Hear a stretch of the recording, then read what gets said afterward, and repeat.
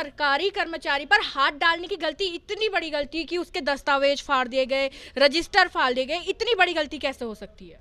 देखिए, कहीं ना कहीं जो है सरकारी हमारे डिपार्टमेंट पे दबाव बनाया जाता है कि हम लोग जो हैं अवैध ज़मीन पे कनेक्शन दे दें, ताकि वो लोग उसे वैलिड करके जो है ज़मीन को जो है पहले औने पौने दाम में और फिर अवैध रूप से कब्जा करके बेच सकें। इस तरह का ये एक रैकेट चल रहा है, और इस रैकेट का पर्दाफाश करने की बजाय जो है ये मारपिटाई करते हैं, दबाव बनाते हैं अनैतिक तरीके से कि आप कनेक्शन दे दो। अब आप अगर पूरी डिटेल में जाएंगे तो आप सिर्फ आईटी पार्क में यही चेक कर लीजिए कि उन पार्षद ने कितनों को लिख के दिया है कि ये वैलिड है और इनको दे दो। आप एक का लिख के दे सकते हैं, दो का लिख के दे सकते हैं, क्या सबको लिख के दे देंगे कि ये वैलिड है, इसको दे दो? तो आप देखिए वो पार्षद जी कितने कनेक्शन देते हैं। दूसरा, एक मिनट थोड़ा सा रोकूंगी, क्या वो पार्षद जो कनेक्शन देता है उसके पैसे भी लेता होगा?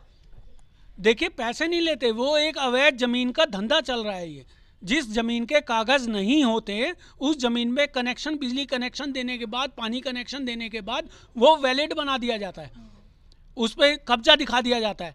तो ये एक कॉकस चल रहा है ना। इस कॉकस के खिलाफ अगर कोई बीच में आता है तो उसके साथ ऐसे ही मार पिटाई, ऐसे ही काम किए जाते हैं।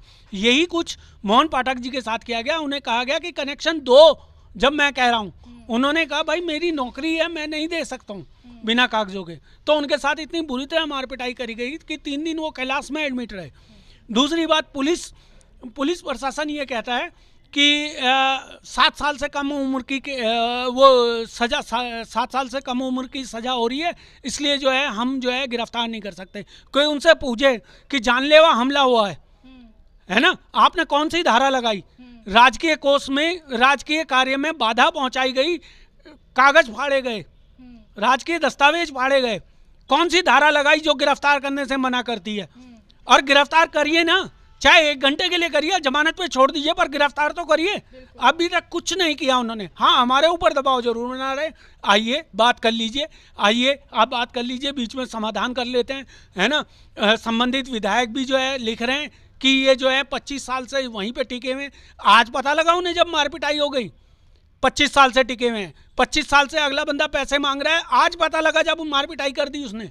दूसरी बात, जो वो केस बनाते हैं वो ये कहते हैं कि ये जाति सूचक शब्दों का प्रयोग किया, वो भी 12 घंटे बाद पता लगता है। एफआईआर लॉन्च होने के 12 घंटे बाद पता लगता है कि संबंधित द्वारा जो है जाति सूचक शब्दों का प्रयोग किया गया। 12 घंटे बाद ये पता लगता है कि इसने 25,000 रुपए की मांग मुझसे करी। ये क्या है? और केस दायर हो जाता है, उनका केस फटाफट दायर हो रहा है, फटाफट कार्यवाही हो रही है। हमारे केस में क्या हो रहा है? देखिए, हमारी मजबूरी है, हम लोग यहाँ पर बैठे हैं।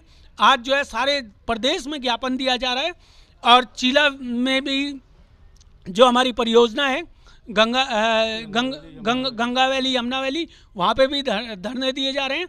और अगर नहीं होगा तो हम इसे पूरे प्रदेश में फैला देंगे, क्योंकि हम अब पिटने वाले नहीं हैं। नमस्कार, आपका स्वागत है पर्वतवाणी लाइव में, और आपके साथ मैं मीनाक्षी सा। लगातार हम आपको बिजली विभाग से जुड़ी खबरें दिखा रहे हैं, मोहन चंद्र पाठक जी की, जो अपने इंसाफ के लिए लड़ रहे हैं। आपको याद होगा, हमने कुछ दिन पहले आपको दिखाई थी कि एक पार्षद की गुंडागिर्दी किस तरीके से एक सरकारी कर्मचारी पर भारी पड़ गई। अभिषेक पंत नाम है उस पार्षद का, और अभी भी सारे कर्मचारी अब एक यूनियन बना के बैठे हुए हैं, क्योंकि अब वो चाहते हैं कि ऐसे पार्षद के खिलाफ कार्रवाई हो। लेकिन सुस्त हमारा प्रशासन, शासन कुछ एक्शन ही नहीं लेता। पाठक जी यहाँ पर बैठे हुए हैं। पाठक जी, जिस दिन हम आए थे तब से लेकर अब तक क्या उस पार्षद पर कोई कार्रवाई हुई है? नहीं मैम, किसी तरह की कोई कार्रवाई नहीं हुई। ऊपर से हमें डराने की कोशिशें हो रही हैं प्रशासन और पुलिस के द्वारा। आज आप लोग, इतने सारे लोग बैठे हैं, बिजली विभाग के कर्मचारी और आपके जो भी मित्रगण होंगे, वो सभी लोग यहाँ पर बैठे हुए हैं। आप क्या चाह रहे हैं आप लोग? मैम, हमारा तो शुरू से एक ही वो है कि अगर हम ईमानदारी से काम कर रहे हैं और पिटते हैं तो इस प्रदेश में कोई भी नहीं बचेगा।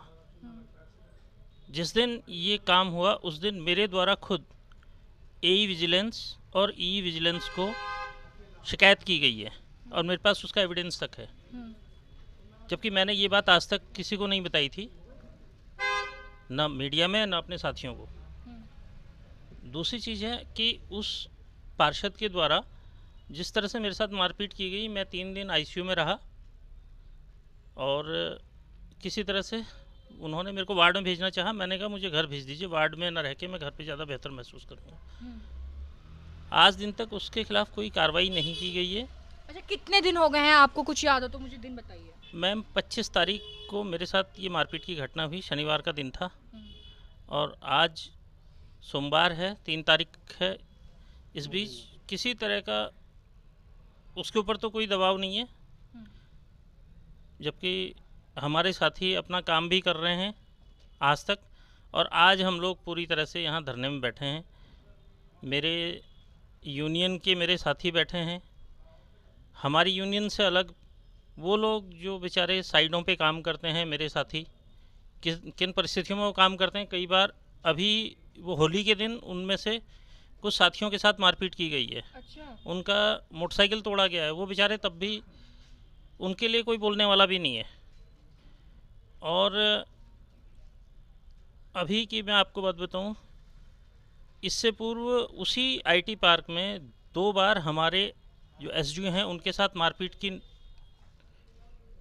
की नौबत आते आते बची है। कई बार गाली, के बाद, इससे पहले मैडम वो कुछ नहीं बोला गया उस पर किसी के द्वारा। मैं आज यहाँ पर उसका भी खुलासा कर रहा हूँ। हमारे जो उपखंड अधिकारी हैं उनके साथ मारपीट की पूरी तैयारी थी, गाली गलौज उनके साथ की गई थी। यहाँ पर उसके भी मेरे साथी ये वहाँ पर थे, उन्हें किसी तरह उस दिन भी बचाया गया। तो ये वहाँ पर सिर्फ उसी तरह के लोगों के द्वारा ये कृत्य किए जा रहे हैं। और जब मेरे साथ मारपीट की घटना हुई तो समस्त स्टाफ हमारा, मेरे साथी जिन्होंने मेरा भी साथ दिया, और आज वो सब यहाँ पर हैं।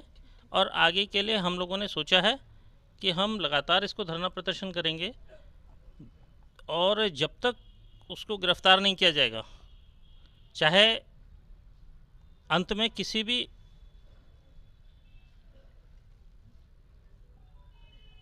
मेरे को अंजाम तक पहुंचना पड़े, मैं उस तक तैयार हूं। यहाँ तक कि अगर आत्मदाह भी करना पड़ेगा ना, मैं उसके लिए भी तैयार हूं, लेकिन मैं उसको छोड़ूंगा नहीं। ये मैंने सोच रखा है।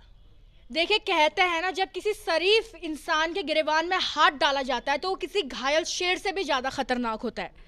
तो वही अभी पाठक जी के साथ हो रहा है। और थोड़ा सा आपसे जानना चाहूँगी, थोड़ा सा पाठक जी थोड़ा जगह दीजिएगा।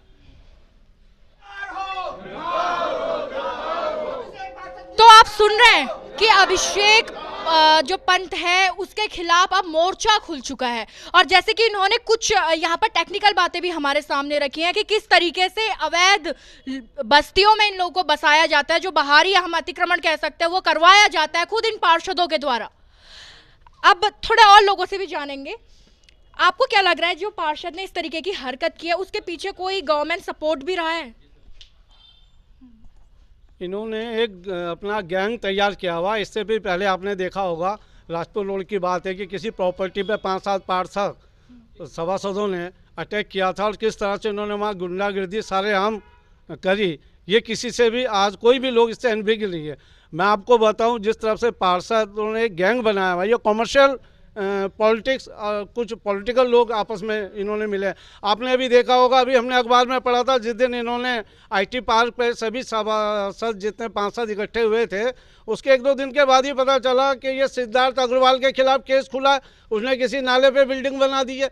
आप ये देखिएगा, जितने ये वाइट कुर्ते पैजामे वाले नेता हैं, इनका मेन काम धंधा है, नेतागिरी कम है। और दूसरी बात मैं आपको बताऊं, मैं आपके माध्यम से मुख्यमंत्री जी को ये कहना चाहता हूं कि आपके जितने भी ये सभासद उस दिन हम लोगों के खिलाफ इकट्ठा हुए थे, और ये इस मुद्दे को, क्या आपको नहीं लगता कि बीजेपी नेता वर्सेस बीजेपी वोटर है? क्या हम लोग बीजेपी को वोट नहीं देते? या हमारे परिवार के लोग बीजेपी से ही सांसद रहे हैं, मंत्री रहे हैं? क्या हम कैसे इन्हें भूल सकते? ये जानबूझ के इस आंदोलन को बीजेपी नेता वर्सेस बीजेपी वोटर के बीच करना चाह रहे हैं। और हम इसकी शिकायत पीएम पोर्टल पे भी डालेंगे, और अगर हमें इसकी ज़रूरत पड़ी तो हम मुख्यमंत्री आवास रैली लेके जाएंगे, पूरे प्रदेश से रैली लेके जाएंगे। ये मैं आपको इस मंच से मुख्यमंत्री जी को अवगत करा देना चाहता हूँ।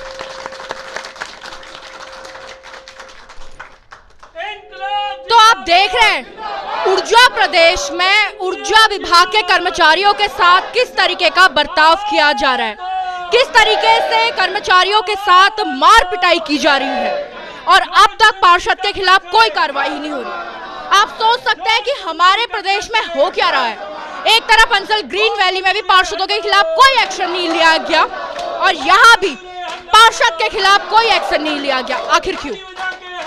तो ये तमाम घटना आप देख रहे हैं और आज सारे कर्मचारी उग्र आंदोलन कर रहे हैं और चेतावनी दे रहे हैं, अगर उनकी बात नहीं मानी गई तो वो सीएम आवास का भी घेराव करेंगे। तो मेरे साथ फिलहाल इतना ही।